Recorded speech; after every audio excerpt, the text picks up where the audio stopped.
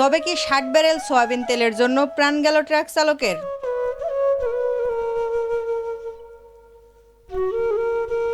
ঝিনাইদহের কালীগঞ্জের কোলাবাজার এলাকায় দাঁড়িয়ে থাকা একটি ট্রাকের ভেতর থেকে আব্দুর রহমান ৫০ নামের এক ট্রাক চালকের নিথর দেহ উদ্ধার করেছে পুলিশ।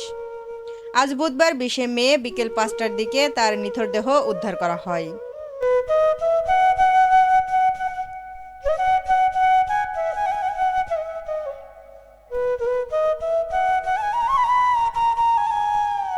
পুলিশ ও স্থানীয় সূত্রে জানা গেছে, গত ১৮ মে নারায়ণগঞ্জ থেকে ৬০ ব্যারেল সোয়াবিন তেল নিয়ে মাগুরার আড়পাড়া এলাকার মহামায়া ট্রেডার্সে যাওয়ার উদ্দেশ্যে রওনা দেন চালক আব্দুর রহমান।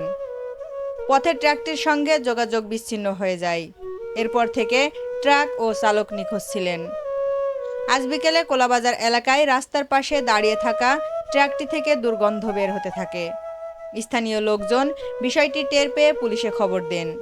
পরে পুলিশ ঘটনাস্থলে গিয়ে ট্রাকের ভিতর থেকে আব্দুর রহমানের মরদেহ উদ্ধার করেন। নিহত আব্দুর রহমান যশোর জেলার বাসিন্দা বলে জানিয়েছে পুলিশ। পুলিশ আরও জানায়, ট্রাকে থাকা ৬০ ব্যারেল সয়াবিন তেল পাওয়া যায়নি।